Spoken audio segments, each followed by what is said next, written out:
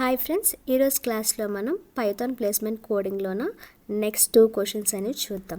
So ఈరోజు క్లాస్లో మనం ఏం చేస్తున్నామంటే సమ్ ఆఫ్ డిజిట్స్, అదేవిధంగా కౌంట్ డిజిట్స్. అంటే ఒక నెంబర్ అనేది ఇస్తే ఆ నెంబర్లో ఉన్న డిజిట్స్ అన్నిటినీ కూడా సమ్ చేసి ఎంత వాల్యూ వస్తుంది, అదేవిధంగా ఎన్ని డిజిట్స్ ఉన్నాయి అని కౌంటింగ్ ప్రోగ్రామ్ అనేది చూద్దాం. ఫర్ ఎగ్జాంపుల్, సమ్ ఆఫ్ డిజిట్స్లో నేను n అనే ఒక నెంబర్ తీసుకుంటున్నాను.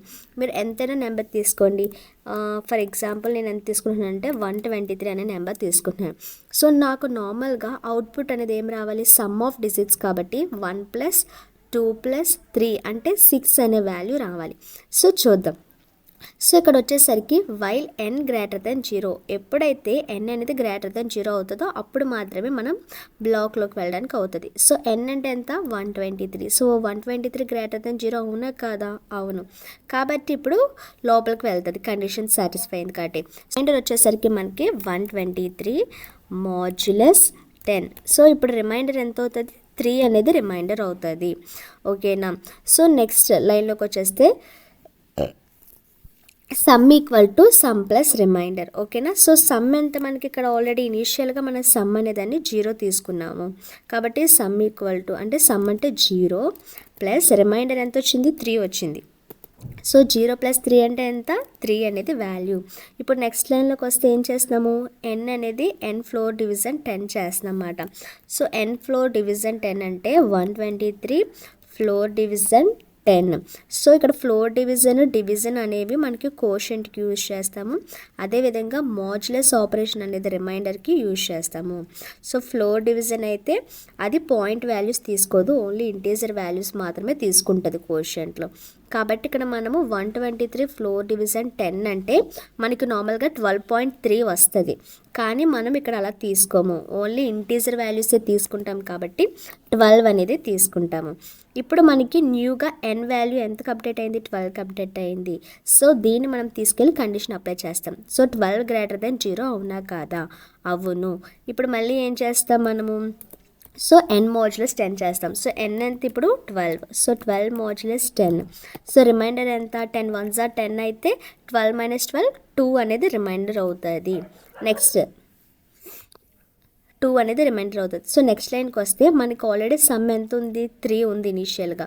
సో ఇప్పుడు 3 ప్లస్ రిమైండర్ ఎంత, 2 ఈక్వల్ టు ఎంత వాల్యూ, 5. 3 + 2 5. నెక్స్ట్ లైన్లోకి వస్తే ఇప్పుడు మనకి n వాల్యూ ఎంత ఉంది, 12. సో 12 ఫ్లోర్ డివిజన్ 10 చేస్తే మనకి 10 1s are 10 అవునా. మనకి నార్మల్గా 1.2 అనేది వాల్యూ వస్తుంది కోషెంట్ వాల్యూ, కానీ మనం ఇంటీజర్ వాల్యూ తీసుకుంటాం కాబట్టి 1 మాత్రమే కన్సిడర్ చేస్తాము. ఓకేనా? సో ఇప్పుడు మళ్ళీ మనకి n వాల్యూ ఎంతకి చేంజ్ అయింది, 1కి చేంజ్ అయింది. కండిషన్లోకి తీసుకెళ్తాం, 1 గ్రేటర్ దెన్ 0 అవునా కాదా? అవును. సో ఇప్పుడు n వాల్యూ ఎంత అయింది, 1. సో 1 మాడ్యులస్ 10 చేస్తే మనకి అవుట్పుట్ రిమైండర్ 1 వస్తుంది. ఇప్పుడు నెక్స్ట్ లైన్లోకి వెళ్తాం. ఇప్పుడు మనకి ఇనిషియల్గా సమ్ ఎంత ఉంది, 5 ఉంది. సో 5 ప్లస్ రిమైండర్ ఎంత, 1 ఈక్వల్ టు ఎంత వాల్యూ, 5 + 1 అంటే 6.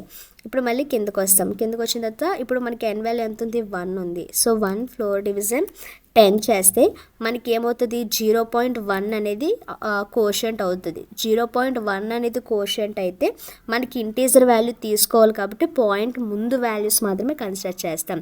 సో 0.1 అంటే పాయింట్ ముందు ఏముంది, 0 ఉంది కాబట్టి 1 ఫ్లోర్ డివిజన్ 10 అంటే 0. సో ఇప్పుడు n వాల్యూ ఎంత, 0. సో ఈ 0ని మళ్ళీ మనం కండిషన్ అప్లై చేస్తాం. సో 0 గ్రేటర్ దెన్ 0 అవునా కాదా? కాదు.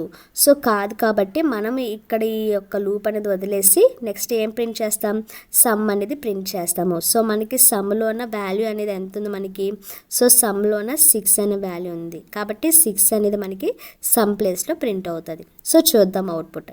సో ఎంటర్ అ నెంబర్ అన్నారు, నేను 123 అనేది ఇస్తున్నాను, నాకు 6 అనేది ప్రింట్ అవ్వాలి. సో చూసారు కదా, 6 అనేది ప్రింట్ అయింది. అదేవిధంగా మీరు ఏ నెంబర్ ఇచ్చినా కూడా మీకు అక్కడ దాని యొక్క సమ్ అనేది ప్రింట్ అవుతుంది. ఓకేనా? సెకండ్ ప్రోగ్రామ్ వచ్చేసరికి count digits. So count digits అంటే ఫర్ ఎగ్జాంపుల్ మీరు 123 అనే నెంబరే తీసుకోండి.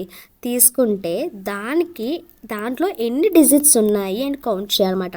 సో మనమైతే నార్మల్గా మాన్యువల్గా చెప్పేస్తాం 1 2 3 అనేవి 3 డిజిట్స్ ఉన్నాయి అని చెప్తాం. ఒకవేళ 2 ఉంటే 2 ఉన్నాయని చెప్తాం, 4 ఉంటే 4 ఉన్నాయని చెప్తాం. సో మాన్యువల్గా ఎలా చెప్తాము, నార్మల్గా చూసి చెప్పేస్తాం. అదే కోడ్లో రాయాలంటే ఎలా రాస్తాము? సో నార్మల్గా n అనే ఒక వేరియబుల్ తీసుకుంటాము వాల్యూ తీసుకోవడానికి కోసం. సో వైల్ n అనేది గ్రేటర్ దెన్ 0 అవ్వాలి, కౌంట్ అనేది ఇనిషియల్గా 0 పెట్టుకుంటాం అన్నమాట. సో నార్మల్గా ఎప్పుడైతే n అనేది ఫస్ట్ n ఇనిషియల్గా మనకి ఎంత వచ్చింది 123 అనేది గ్రేటర్ దెన్ 0 అయినప్పుడు సో అది బ్లాక్లోకి వస్తుంది. సో ఎప్పుడైతే 123 ఫస్ట్ మనకి ఇక్కడ కౌంట్లోకి ఎంత వస్తుంది 123 వచ్చినప్పుడు కౌంట్ అనేది ఏమవుతుంది, ఇంక్రీజ్ అవుతుంది, కౌంట్ +1 అవుతుంది. సో ఫస్ట్ ఇక్కడ రాసుకుందాం. ఫస్ట్ మనకి n వాల్యూ ఎంత వస్తుంది 123 వస్తుంది.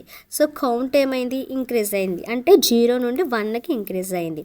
ఇప్పుడు మళ్ళీ ఇక్కడ ఏమైంది n ఫ్లోర్ డివిజన్ 10 అయింది, అంటే 123 ఫ్లోర్ డివిజన్ 10 అయింది. సో ఇక్కడ ఏమవుతుంది, ఇక్కడ మనకి నార్మల్గా 12.3 అనేది కోషియంట్, కానీ మనం ఇంటీజర్ తీసుకోవాలి కాబట్టి 12 అనేది తీసుకుంటాం. ఇప్పుడు n వాల్యూ ఎంత అయింది 12 అయింది.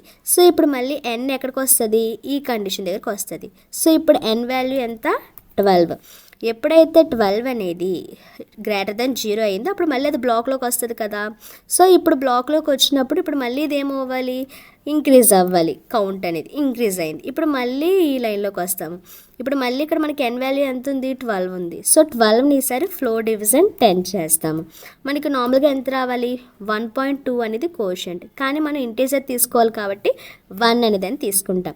ఇప్పుడు మనం మళ్ళీ ఇప్పుడు n వాల్యూ ఎంత 1, ఈ 1 అనేదాన్ని కండిషన్లో చెక్ చేస్తాం. సో 1 గ్రేటర్ దెన్ 0 కదా. సో ఇప్పుడు మళ్ళీ ఇది బ్లాక్లోకి వస్తే అది మళ్ళీ కౌంట్ చేస్తుంది. కౌంట్ చేసినప్పుడు దీన్ని మళ్ళీ ఇంక్రీజ్ చేస్తాం కదా, 3 అవుతుంది. 10లోకి వచ్చినప్పుడు ఈసారి 1 కదా n.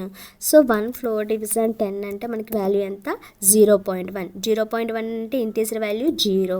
సో మళ్ళీ చెక్ చేస్తాం 0 అనేది గ్రేటర్ దెన్ 0 అవునా కాదా. సో కాదు కాబట్టి అది కౌంట్లోకి వెళ్ళదు.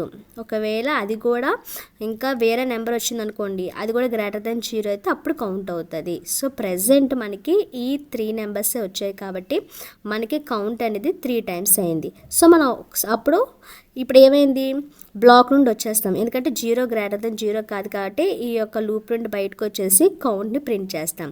కౌంట్ మనకి ఎంత వచ్చింది 3 అనేది వచ్చింది. సో అవుట్పుట్ అనేది చూద్దాం. సో ఇక్కడ నేను 123 అనే నెంబర్ ఇస్తున్నాను, నాకు 3 అనేది రావాలి.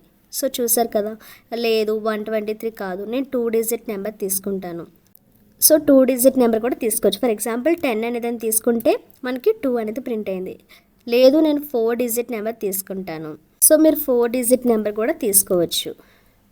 సో 4 అనేది ప్రింట్ అయింది. చూసారు కదా. సో మనం ఈరోజు క్లాస్లో ఏం డిస్కస్ చేస్తాం, సమ్ ఆఫ్ డిజిట్స్ ఎలాగా కోడ్ రాయాలి, కౌంటర్ డిజిట్స్కి ఎలా కోడ్ రాయాలి చూస్తాం కదా. So this is for today class. Thanks for watching.